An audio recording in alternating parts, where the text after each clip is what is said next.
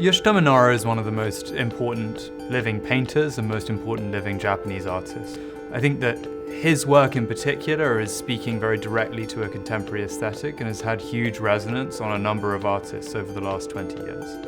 In many ways, Nara is a successor to the American pop movement. If you look at what Roy Lichtenstein and Andy Warhol did with images, how they exposed the treachery of images by removing them from their context and presenting them in a vacuum, you can see Nara doing a similar thing alongside Murakami. He's asking us, what do we bring to this cartoonish manga aesthetic, and what can he do to subvert those assumptions that we're bringing with us to the painting?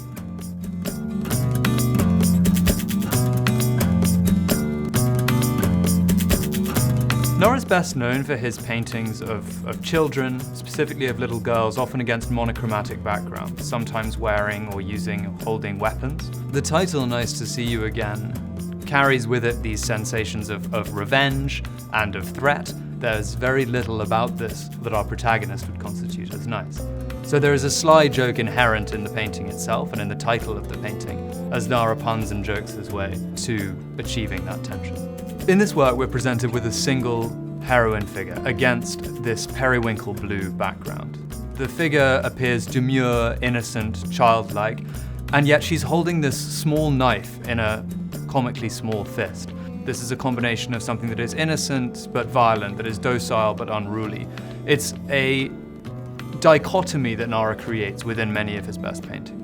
Children are symbols of innocence, and in a world which is consistently violent and ugly, children are representations of beauty to Nara.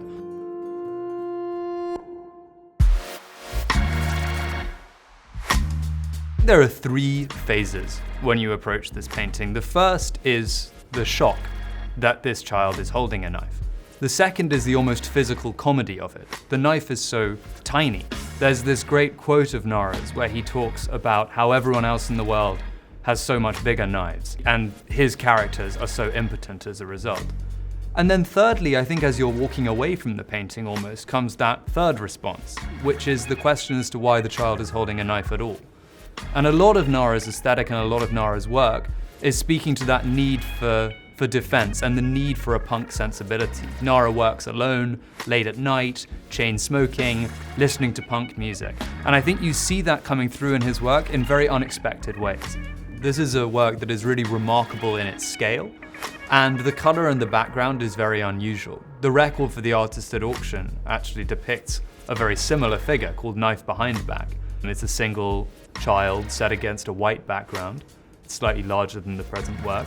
But in that case, the weapon itself is hidden. In this case, the weapon has been unleashed. It's no longer hidden behind the back, but thrust determinedly at the viewer. Nara's objective in his painting is to enable the viewer to unlock something of their inner child, of their inner angst, and see what it is that they're bringing to a painting such as this one. But there is so much more complexity than there appears at first glance.